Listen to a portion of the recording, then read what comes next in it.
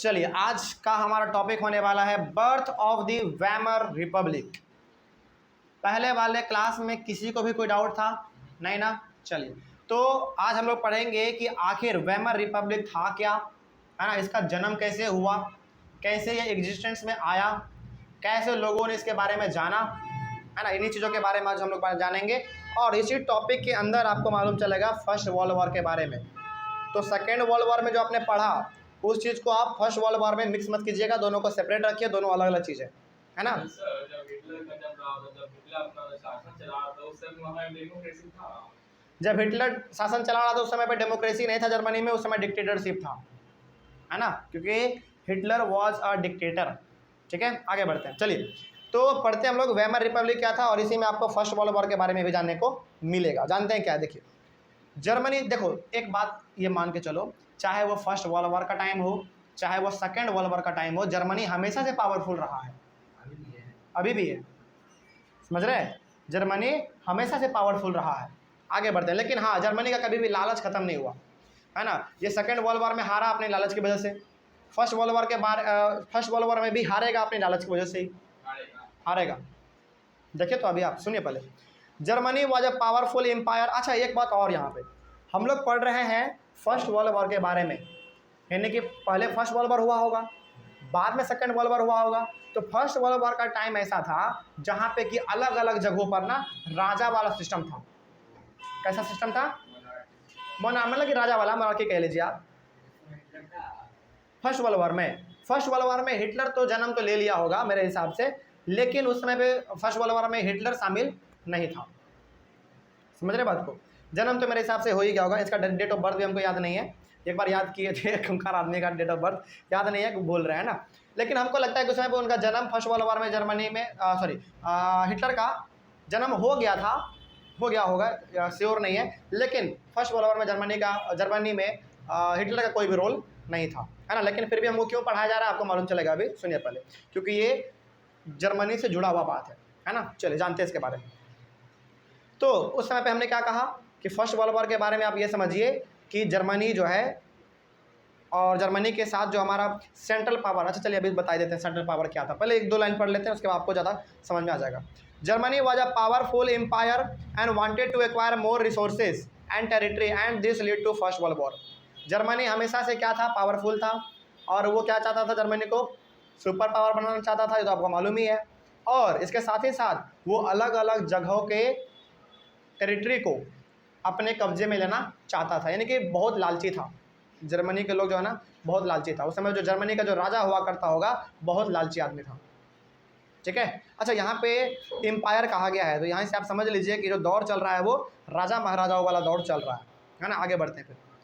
और इन्हीं लालच की वजह से जर्मनी का जो ये लालच था टेरिटरी को हासिल करना है, अलग अलग जगह के टेरिटरी को, इन्हीं लालच की वजह से क्या हो गया? फर्स्ट वर्ल्ड वॉर छिड़ गया। अब फर्स्ट वर्ल्ड वॉर हुआ क्या, देखिए यहाँ पे ध्यान से। The time period of First World War was from 1914 to 1918, यानी कि फर्स्ट वर्ल्ड वॉर हमारा 4 साल चला, 1914 से लेकर 1918 तक। सेकेंड वर्ल्ड वॉर 6 साल चला था, और ये जो है हमारा 4 साल चला। और याद रखेगा फर्स्ट वर्ल्ड वॉर क्यों हुआ? जर्मनी के लालच की वजह से। बहुत सारे लोग अलग अलग कारण बताते हैं, लेकिन उन कारणों में से एक कारण ये भी है ना। आगे बढ़ते हैं। तो 1914 से लेकर 1918 तक हमारा फर्स्ट वर्ल्ड वॉर चला। अब आगे फर्स्ट वर्ल्ड वॉर किसके किसके बीच में लड़ा गया होगा, है ना, जानते हैं इसके बारे में। देखिए the First World War was fought between allies या फिर अलाइड, दोनों बात सेम रहेगा। पिछले वाला कॉन्सेप्ट है हमारा अलाइज या फिर allied power and central power. पिछले वाले क्लास में सेकेंड वर्ल्ड वॉर में कौन पावर था? अलाइज और एक्सिस। लेकिन यहाँ पे कौन है? अलाइज और सेंट्रल। समझ में आ गया बात? लेकिन क्या अलाइज है तो क्या सेम कंट्री रहेंगे क्या? नहीं, कंट्री थोड़ा सा बदल जाएगा, कुछ नाम में इसमें बदलाव आएगा। तो जो फर्स्ट वर्ल्ड वॉर है वो हमारा अलाइज पावर यानी कि अलाइड और सेंट्रल पावर के बीच में लड़ा गया। जानते हैं कि अलाइज में कौन था, सेंट्रल में कौन था? देखिए ध्यान से।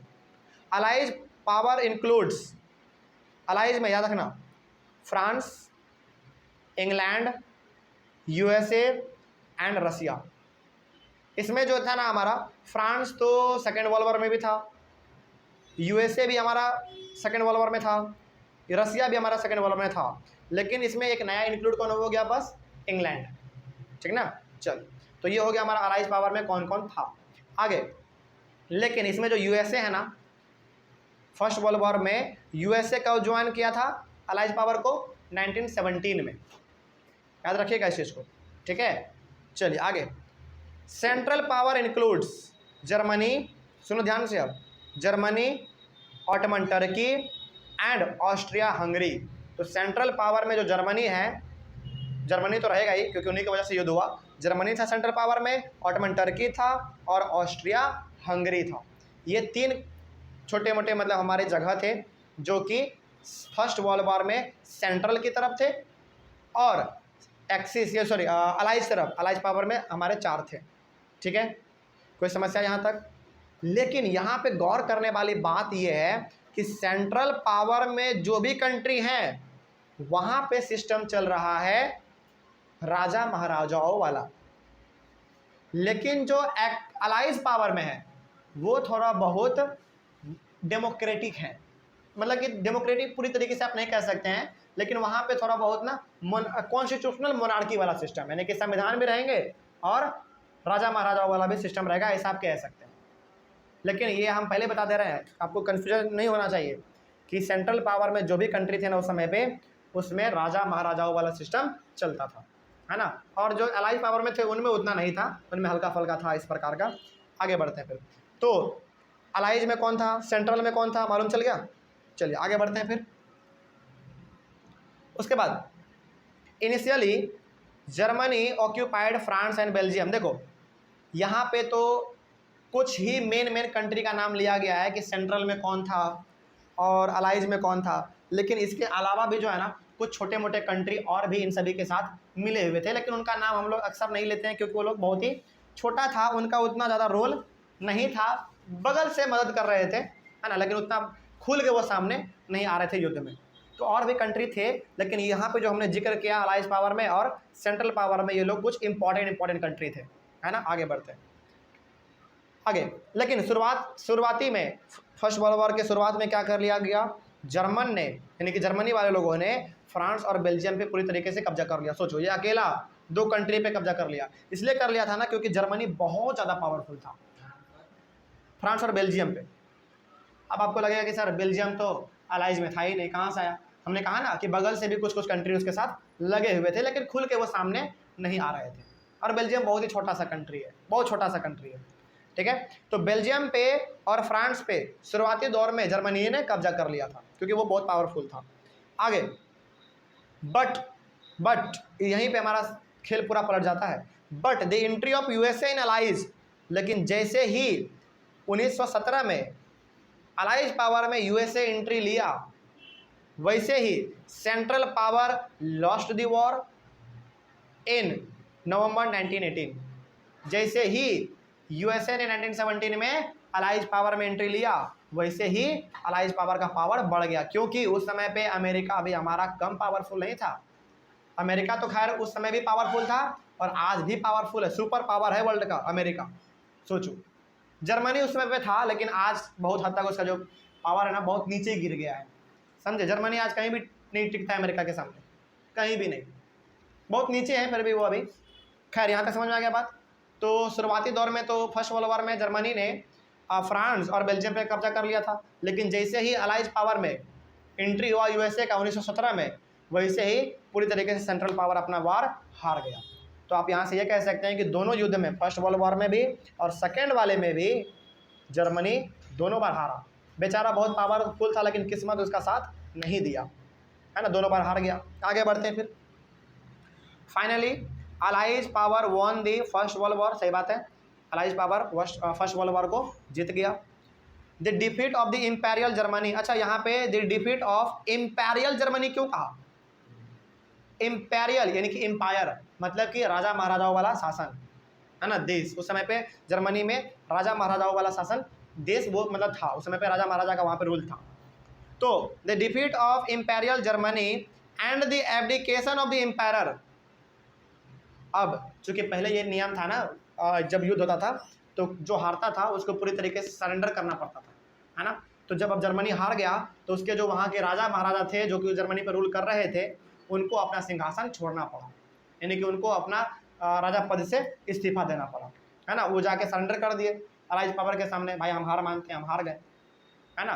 तो जो राजा था, एब्डिकेशन का मतलब होता है अपने सिंहासन से त्याग देना, है ना, अपने सिंहासन से वहाँ से हट जाना। तो सेंट्रल पावर में जो हमारा जर्मनी था, वहाँ का जो राजा था उस समय पे, उनका जो पद था, जो राजा महाराजा वाला उसका जो पद था वो पूरी तरीके से खत्म हो गया, क्योंकि वो हार गया था। गेव, पूरा सेंटेंस पढ़ते हैं आपको समझ में आ जाएगा। The defeat of imperial Germany and the abdication of the emperor gave an opportunity to parliamentary parties to reform German polity। अब समझिए इसको ध्यान से। अब यहाँ पे जर्मनी का पूरी तरीके से सिस्टम गड़बड़, वहाँ का जो राजा था वो इस्तीफा दे दिया कि हम अब राजा नहीं है। तो क्या अभी फिलहाल जर्मनी पे किसका कंट्रोल है? नहीं है, अभी केवल इस्तीफा दिया है ना। और यहाँ पे इस्तीफा देने से क्या हो गया, जर्मनी में अभी भी कोई रूलर अभी फिलहाल के तौर पे तो नहीं है। क्यों नहीं है? क्योंकि वहाँ का जो राजा था वो इस्तीफा दे दिया, भाई सरेंडर कर दिया, और यहाँ पे अभी समय क्या हो गया, खाली हो गया। जर्मनी के लिए अभी फिलहाल कोई भी रूलर नहीं था। अब यहीं से मौका मिला जर्मनी के पार्लियामेंट्री पार्टी को आगे आने का।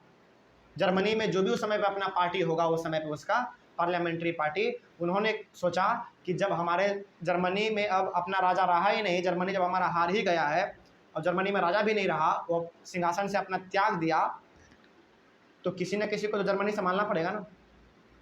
तो किसने संभाला? जर्मनी के पार्लियामेंट्री पार्टीज ने। बहुत अलग अलग प्रकार के पार्टी थे, उन सभी ने पद संभाल लिया। उन्होंने कहा कि जर्मनी हार गया तो क्या हो गया, हम इसके पद को संभालेंगे और डूबते हुए जर्मनी को किनारे तक लेकर आएंगे। तो यहाँ पे किसको अपॉर्चुनिटी मिला, किसको मौका मिला जर्मनी का सेवा करने का? जर्मनी के जो पार्लियामेंट्री पार्टी थे, छोटे मोटे पार्टी थे, उनको मौका मिल गया। आगे बढ़ते हैं फिर। कहाँ गया, हाँ, the parliamentary parties meet at Weimar and they formed a national assembly and this national assembly is known as Weimar Republic। समझना, एकदम सिंपल लैंग्वेज में लिख दिया, आप इसको पढ़ के भी समझ सकते हैं। तो जो भी जर्मनी के समय पे पार्लियामेंट्री पार्टी थे, अंग्रेज तो वहाँ के राजा के सिंहासन त्याग देने के बाद जो सामने आए, वो सभी क्या हो गए, जितने भी छोटे मोटे पार्टी थे वो सभी आपस में मिले। कहाँ पे मिले? वेमार में। वेमार एक छोटा सा जगह है जर्मनी में, वहाँ पे वो लोग मिले वहाँ पे, और वहाँ पे जब वो मिले तो उन्होंने किस चीज़ का संगठन बनाया? नेशनल असेंबली का। मतलब कि नेशनल असेंबली कौन? ग्रुप ऑफ ऐसे, मतलब कि ऐसे लोगों का ग्रुप जो कि आगे आने वाले समय में जर्मनी के देखभाल को, यानी कि पूरे कामकाज को संभालने वाले थे। तो अब हमसे पूछेगा कि नेशनल असेंबली कौन था भाई?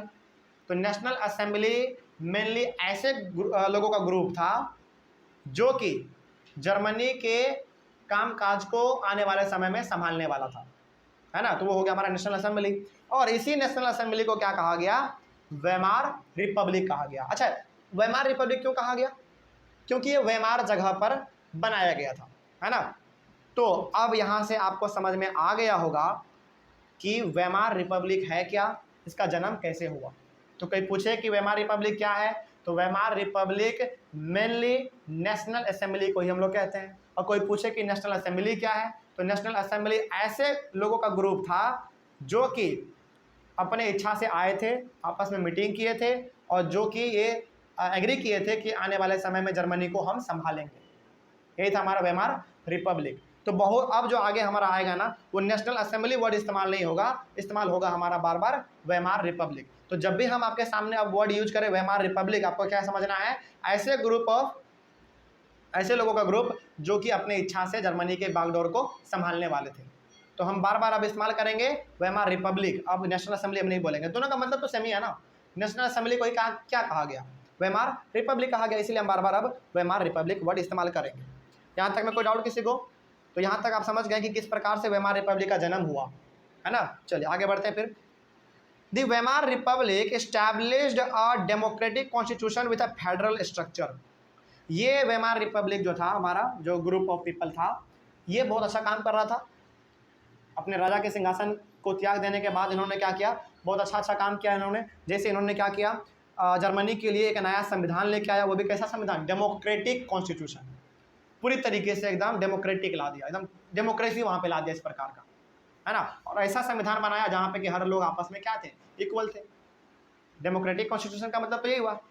डेमोक्रेसी वर्ड जहाँ पे लग जाए तो समझ जाइएगा कि ऐसा सिचुएशन जहाँ पे कि हर लोग आपस में बराबर होंगे, है ना। तो वेमार रिपब्लिक ने बिल्कुल अच्छा काम किया था, यहाँ पे अपना एक नया सिस्टम ये लोग ला रहे थे with a federal structure. Federal structure का मतलब होता है कि पावर जो है ना डिस्ट्रीब्यूट करेंगे हम। जैसे राजा था पहले, तो पूरा पावर किसके हाथ में था, राजा के हाथ में। लेकिन अब क्या हो गया, संविधान बन गया, और संविधान में क्या है, अलग अलग ऑफिस होते हैं, अलग अलग बॉडी होते हैं गवर्नमेंट को चलाने के लिए। तो पावर क्या कर दिया गया, यहाँ पे बांट दिया गया अलग अलग हाथों में, है ना। जैसे हमारे इंडिया में पावर 3 हाथों में बटा हुआ है, एजुकेटिव लेजिस्लेचर, एजुकेटिव और जुडिशियरी। उसी प्रकार से इन्होंने क्या कर दिया, अपने पावर को डिस्ट्रीब्यूट कर दिया। उसी का यहाँ पे कहा गया है फेडरल स्ट्रक्चर। ठीक है, आगे बढ़ते हैं फिर। Deputies, we are now elected to the German parliament.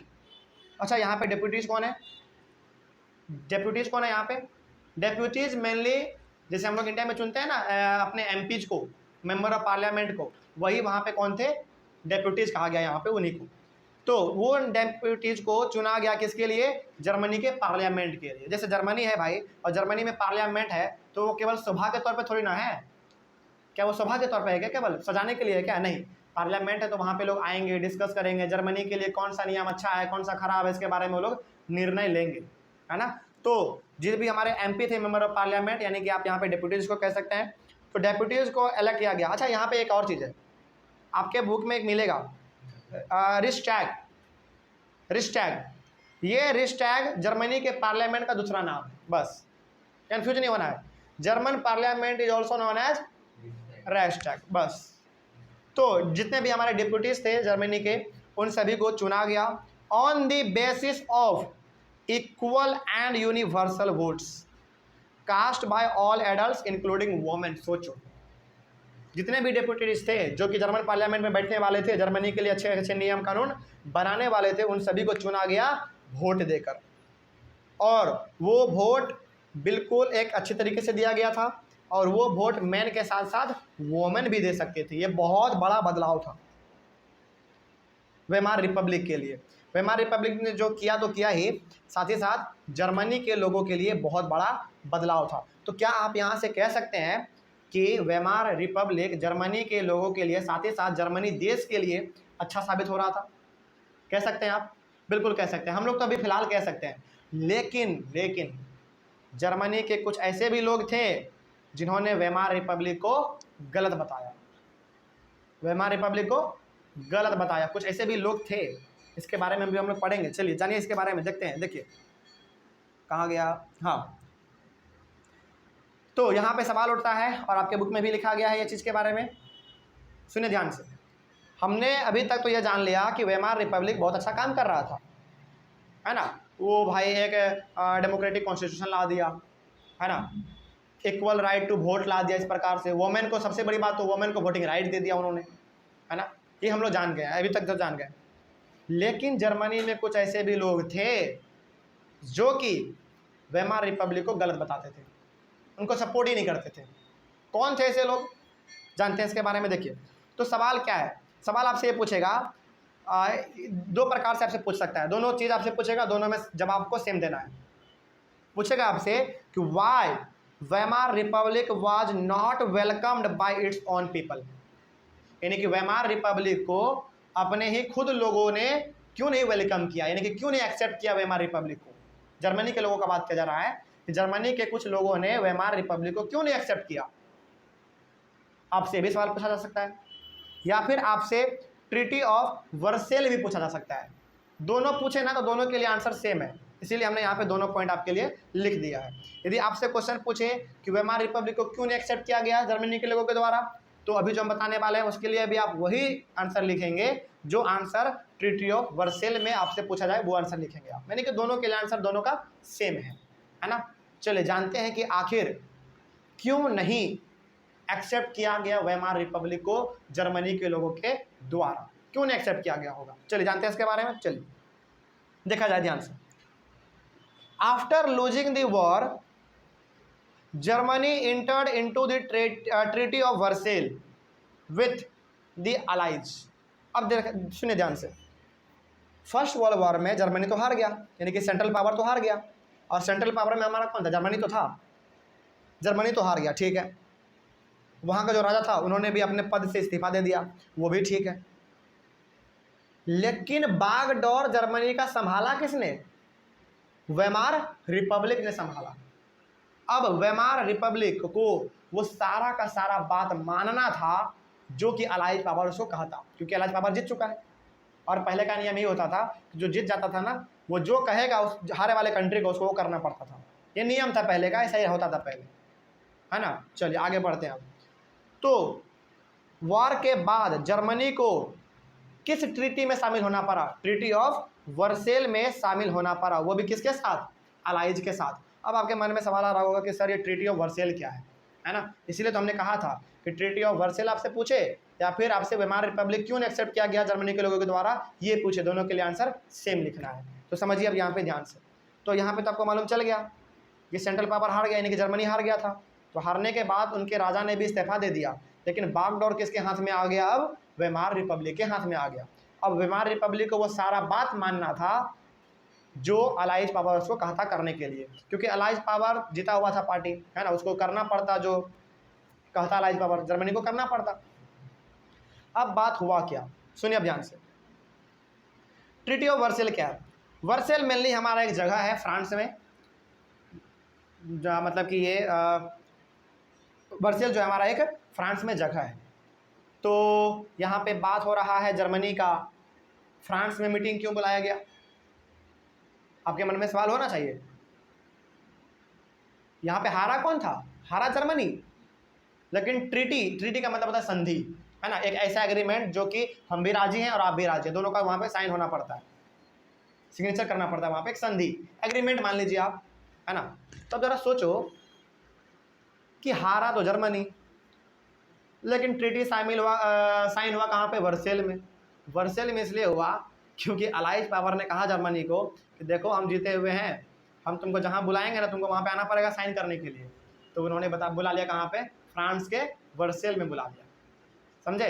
तो फ्रांस के वर्सेल में बुलाया, सेंट्रल पावर में जर्मनी के वेमार रिपब्लिक के लोगों को बुलाया और उन्होंने क्या किया? साइन किया। किसके ऊपर? एक ट्रीटी के ऊपर। उस ट्रीटी का नाम पड़ा ट्रीटी ऑफ वर्सेल, क्योंकि वर्सेल में वो ट्रीटी साइन किया गया था। अब ये ट्रीटी ऑफ वर्सेल था क्या, है ना, इसमें क्या क्या नियम कानून प्रावधान क्या था, इसके बारे में जानिए आप। The treaty was a harsh and humiliating peace treaty. देखो इस ट्रीटी के नाम में ना क्या लिखा हुआ है? Harsh and humiliating peace treaty. Peace का मतलब होता है शांति, है ना, लेकिन इस ट्रीटी में ना दूर दूर तक शांति कहीं पे नजर नहीं आ रहा था। सुनना ध्यान से, इस ट्रीटी का क्या नाम रखा गया था? मतलब कि जो ट्रीटी था ट्रीटी ऑफ वर्सेल, इसको कहा गया था कि एक ऐसा ट्रीटी है, देखिए ट्रीटी का नाम देखिए, the treaty was a, treaty का नाम नहीं है मेनली उसको कहा गया कि ट्रीटी किस प्रकार का है। ट्रीटी का नाम तो ट्रीटी ऑफ वर्सेल था, लेकिन ये ट्रीटी ऑफ वर्सेल था कैसा? तो the treaty was a harsh and humiliating peace treaty. देखो दो वर्ड इसमें है। हार्श का मतलब हो गया बहुत ही, मतलब कह सकते हैं हम लोग इसको बहुत ही कठोर कह लीजिए आप, है ना, कठोर ट्रीटी था। साथ ही साथ ह्यूमिलेटिंग था। ह्यूमिलेटिंग मतलब अपमानजनक ट्रीटी था। इसके साथ ही साथ एक और वर्ड जोड़ दिया, पीस, शांति वाला था। लेकिन हमने कहा ना इस ट्रीटी में दूर दूर तक शांति नजर नहीं आ रहा था। अब समझते हैं कि आखिर ट्रीटी ऑफ वर्सेल था क्या, किन पेपर पे वेमार रिपब्लिक ने साइन किया। अच्छा, वेमार रिपब्लिक ने क्यों साइन किया होगा? क्योंकि भाई जर्मनी का अभी फिलहाल तो बागडोर वही संभाल रहे हैं ना, तो जर्मनी के लिए जो होगा रिस्पॉन्सिबल वही होगा, है ना। चलिए आगे बढ़ते हैं फिर। तो जानिए यहाँ से कि ट्रीटी ऑफ वर्सेल था क्या, जानिए इसके बारे में। Germany lost its overseas colonies. पहला ट्रीटी ऑफ वर्सेल में ये लिखा हुआ था कि जर्मनी का जितने भी अलग अलग जगह पर ओवरसीज कॉलोनीज हैं, यानी कि जर्मनी अपने जगह से हटकर जहाँ जहाँ उन्होंने कंट्रोल किया है उन सभी को उसको छोड़ना पड़ेगा। ये ट्रीटी ऑफ वर्सेल में एग्रीमेंट था। ओवरसीज कॉलोनीज का मतलब क्या हो गया? ओवरसीज कॉलोनीज का मतलब क्या? अपने देश से हट के। जर्मनी ने, चूंकि जर्मनी बहुत पावरफुल था और जर्मनी ने अलग अलग जगहों पर अपना कंट्रोल किए हुए था, तो ट्रीटी ऑफ वर्सेल में पहला प्रावधान यह था कि जर्मनी ने जहाँ जहाँ पे कंट्रोल किया है उन सभी को वो जगह छोड़ना पड़ेगा, जर्मनी को वो जगह छोड़ना पड़ेगा। पहला ट्रीटी यही था। आगे, Germany lost 1/10 of its population. अब जब कॉलोनी छोड़ेगा, जब कॉलोनी जैसे मान लो जर्मनी है, तो जर्मनी ने जहाँ जहाँ पे कंट्रोल किया तो वो सारा पॉपुलेशन किसका कहलाएगा? जर्मनी का ही कहलाएगा ना। अब जब कॉलोनी गया, यानी कि जगह जब गया तो पॉपुलेशन भी चला गया, है ना। तो 1/10 यानी कि 10 हिस्से में से एक हिस्सा जर्मनी का जो पॉपुलेशन था वो खत्म हो गया। खत्म हो गया मतलब मर नहीं गया, वो आज़ाद हो गया, वो दूसरे तरफ चला गया। ठीक है, आगे उसके बाद Germany lost 13% of its territories. इसके साथ ही साथ जर्मनी ने अपना खुद का अपना, जर्मनी जो अपना देश था, उन्होंने खुद का अपना 13% जमीन को छोड़ दिया, मतलब कि उनको गंवाना पड़ा। क्या वो अपने मर्जी से गंवा रहे थे क्या? नहीं, ये सब कुछ पेपर में लिखा हुआ था कि आप इसमें साइन कीजिए, हम जीते हुए, हम जो कहेंगे आपको मानना पड़ेगा। तो वो बेचारा वेमार रिपब्लिक मान रहा था इसके बारे में, इस सभी चीज़ों को मान रहा था। German lost 75% of its iron. सोचो किसी भी कंट्री के लिए आयरन कितना वैल्यूबल सब्सटेंस होता है ना, मिनरल। तो जर्मनी ने 75% अपना आयरन दे दिया अलाइज पावर को। ट्रीटी था भाई, देना पड़ता, उसको मजबूरी था। उसके बाद 26% ऑफ इट्स कोल, 26% अपना कोयला उसको देना पड़ा। किसको देना पड़ा कोयला? फ्रांस को, पोलैंड को, डेनमार्क को और लिथुनिया को। अब आपके मन में आ रहा होगा कि सर ये पोलैंड तो था ही नहीं उसमें अलाइज पावर में, डेनमार्क भी नहीं था, लिथुनिया भी नहीं था।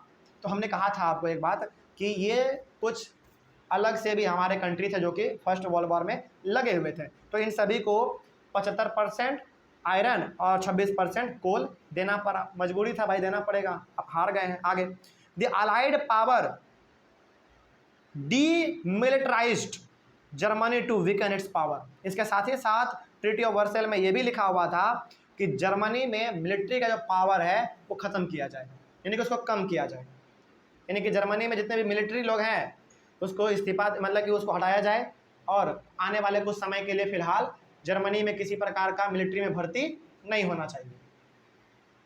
ये क्या करना चाह रहे थे अलाइड पावर? ये करना चाह रहे थे कि जर्मनी को पूरी तरीके से कमज़ोर बना दिया जाए। और जब मिलिट्री रहेगा ही नहीं, देखो किसी भी कंट्री के लिए ना सबसे पावर उसका होता है क्या? मिलिट्री। यदि मिलिट्री पावरफुल तो कंट्री पावरफुल। तो कहा कि जर्मनी को कि अभी कुछ समय के लिए आप फिलहाल अपने यहाँ पे आर्मी में भर्ती नहीं लेंगे, है ना, डीमिलिटराइज कर दिया। आगे बढ़ते हैं, फिर आगे क्या लिखा हुआ है उसके बाद, according to war guilt clause. War guilt clause भी एक प्रकार का कह सकते हैं कि आप संधि ही था, एक प्रकार का संधि ही मान लीजिए आप, war guilt clause. Germany was responsible for the war and damages the allied countries. War guilt clause के तहत अलाइड का ये कहना था कि जर्मनी के कारण ही, जर्मनी के वजह से ही जितने भी डैमेज हुए हैं वार में वो जर्मनी की वजह से ही हुए हैं। समझ रहे बात को? कोई डाउट इसमें?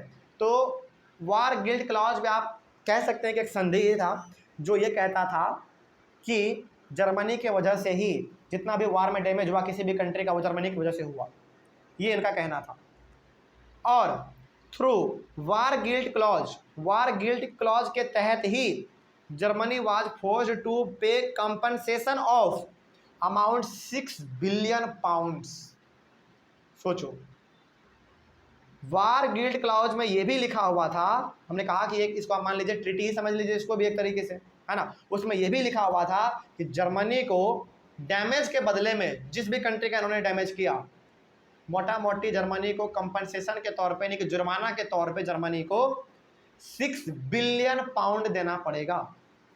सोचो, एक तो पूरी तरीके से आप इसको निचोड़ ही लिए हैं और जो बचा हुआ था वो भी आप ले ही लिए, है ना। 6 बिलियन पाउंड कम नहीं होता है। आपने आयरन ले लिया, कोल ले लिया, आपने मिलिट्री सर्विस को आपने बंद कर दिया, है ना, उसके टेरिटरी को ले लिया, कॉलोनी को ले लिया, पॉपुलेशन को ले लिया, हर चीज़ तो आप ले ही ले रहे हैं। आपने ऊपर से जुर्माना भी लगा दिया, है ना। तो 6 बिलियन पाउंड्स का इसके ऊपर जुर्माना लगा। The allied armies also occupied the resource rich Rhineland of Germany. Rhine, sorry इसको राइन पढ़िए आप, ज़्यादा अच्छा रहेगा, राइन लैंड ऑफ जर्मनी। इतना कुछ करने के बाद ना जर्मनी को विश्वास था कि चलो कोई दिक्कत नहीं है, ये कुछ जो भी लिया फिर भी हम सरवाइव कर लेंगे। लेकिन हद तो तब हो गया जब जो इसके पास बचा खोचा था रिसोर्स वो भी अलाइड पावर ने छीन लिया। और इसका जो सबसे बड़ा जर्मनी का रिसोर्स का खदान था ना, वो था इसका राइनलैंड में। जर्मनी का एक छोटा सा हिस्सा है राइनलैंड, और वो राइनलैंड हर प्रकार के रिसोर्स से परिपूर्ण था, हर चीज़ का रिसोर्स उसके पास था। जर्मनी के पास से हर कुछ चला गया, फिर भी उसको कोई गम नहीं था, लेकिन उसको विश्वास था कि कोई बात नहीं, चल गया, कोई दिक्कत नहीं, हमारे पास राइनलैंड तो है। राइनलैंड इसलिए राइनलैंड था इसलिए वो खुश हो रहा था, क्योंकि राइनलैंड जर्मनी का बहुत ज़्यादा रिसोर्स कंटेन करता था। लेकिन कहा कि ये भी नहीं छोड़ेंगे बाबा, तुम खुश हो लो, जितना तो दिन तक खुश होना है ना। तो बदले में राइनलैंड भी जर्मनी से छीन लिया गया। किसके द्वारा छीना गया? अलाइड पावर के द्वारा छीना गया। तो यहाँ तक आपने ये जान लिया कि अच्छा, अब एक बात बताओ हमको ज़रा यहाँ पे ध्यान से। इतना सारा कुछ हो रहा था, इतना सारा कुछ हो रहा था, लोगों को लग रहा था ना, जर्मनी के लोगों को लग रहा था, सुना पहले ध्यान से मेरे बात को। सवाल क्या था हमारा? सवाल ये था कि वेमार रिपब्लिक को जर्मन के लोग एक्सेप्ट क्यों नहीं कर रहे थे? इसलिए नहीं कर रहे थे क्योंकि जर्मन के लोगों का ये मानना था कि जो कुछ भी जर्मनी में हो रहा है, जो कुछ भी हमारा रिसोर्स गया, राइनलैंड गया, 75% हमारा क्या था? आयरन था, 26% कोल था, ये सब कुछ टेरिटरी, कॉलोनी, मिलिट्री, और उसके बाद क्या था? और फिर हाँ 6 बिलियन पाउंड का कर्जा, जो कुछ भी हुआ ये वेमार रिपब्लिक के वजह से हुआ, ये मानना था जर्मनी के लोगों का। अच्छा, अब जरा आप लोग सोच के बताइएगा जरा, थोड़ा सा अपना दिमाग लगा के, ठीक है? ये सब कुछ जो हो रहा था, क्या इसमें कहीं पे भी वेमार रिपब्लिक का हाथ था क्या? इसका था क्या कुछ हाथ? नहीं था। देखो, हाथ इसमें जरा सा भी वेमार रिपब्लिक का नहीं था। इसलिए नहीं था क्योंकि भाई आपका जो राजा था पहले, वो युद्ध हार चुका।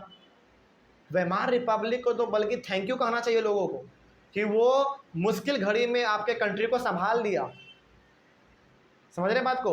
यानी कि यदि ऐसा होता जैसे राजा ने तुरंत इस्तीफा दिया, हो सकता है कि कोई दूसरा कंट्री इस पर हमला कर दे, क्योंकि अभी तो कोई है नहीं शासन में, हमला करके जर्मनी को जीत ले। लेकिन उस हमले को बचाने के लिए, जर्मनी के तबाही को बचाने के लिए वेमार रिपब्लिक ने क्या किया? सरकार वहाँ पे अपना बना दिया, जिससे दुनिया को लगा कि जर्मनी में शासन आ चुका है, हम वहाँ पे कब्जा नहीं कर पाएंगे। तो बल्कि वेमार रिपब्लिक ने तो बहुत अच्छा काम किया जर्मनी के लिए, है ना, वहाँ के शासन को बचा लिया, जर्मनी पे अटैक होने से बचा लिया। क्योंकि देखो, कोई भी कंट्री यदि खाली रहता है ना, वहाँ पे यदि रूलर अच्छा सा नहीं है, तो बाकी दूसरा वाला कंट्री पे हमला करके उसको जीत लेता है। और वो मौका बहुत अच्छा था, दूसरा कंट्री हमला करके जर्मनी को जीत सकता था, लेकिन वेमार रिपब्लिक ने पद को संभाला और लोगों को लगा कि नहीं कर सकते हैं क्योंकि यहाँ पे शासन बन चुका है। तो लोग जो यहाँ पे कह रहे थे, लोगों का जो मानना था कि वेमार रिपब्लिक को हम सपोर्ट नहीं करेंगे, उसको नहीं मानेंगे, उनका ये मानना गलत था। क्योंकि कहीं पे भी ट्रीटी ऑफ वर्सेल में वेमार रिपब्लिक का हाथ नहीं था, क्योंकि भाई कोई भी लोग आता उसको ट्रीटी में जाना ही था, तो वेमार रिपब्लिक चला गया बेचारा, है ना। तो साइन करते हुए किनको देख लिया लोगों ने? जर्मन के लोगों ने साइन करते हुए किनको पकड़ लिया? वेमार रिपब्लिक को पकड़ लिया, और वो समझ लिया कि इन्हीं की वजह से जो हुआ, जर्मनी का बर्बादी हुआ, इन्हीं की वजह से हुआ। लेकिन दूर दूर तक वेमार रिपब्लिक का इसमें हाथ बिल्कुल भी नहीं है, क्योंकि भाई ट्रीटी था ना, आपको मानना ही पड़ता, जो अलाइज पावर का था वो आपको मानना ही पड़ता, क्योंकि ये नियम था पहले के ज़माने का। तो उस समय पे रिप्रेजेंटेटिव कौन था जर्मनी का? वेमार रिपब्लिक था, वो चला गया बेचारा। लेकिन कहीं पे भी, हम बार बार कह रहे हैं, कहीं पे भी इनका हाथ नहीं था। आपसे पूछा जाएगा, हालांकि ये है तो नहीं, लेकिन पूछा जाएगा कि क्या जर्मनी के लोग जो उसको वेलकम नहीं कर रहे थे वेमार रिपब्लिक को, क्या वेमार रिपब्लिक का कहीं भी हाथ था जर्मनी को बर्बाद करने में? कहीं भी नहीं था। तो यहाँ पे थोड़ा सा मिसकंसेप्शन था जर्मनी के लोगों का वेमार रिपब्लिक को लेकर। चलिए, यहाँ तक में कोई डाउट आप लोगों को? अगले वाले क्लास में हम लोग पढ़ेंगे इफेक्ट ऑफ द वॉर, यानी कि फर्स्ट वर्ल्ड वॉर का इफेक्ट क्या पड़ा। इफेक्ट तो आपने जान लिया कि जर्मनी को बहुत सारा अपना कुछ खोना पड़ा, लेकिन और किस किस प्रकार से समस्याओं का सामना करना पड़ा जर्मनी के लोगों को, इसके बारे में हम लोग पढ़ेंगे अपने अगले वाले क्लास में। Thank you very much and have a nice day.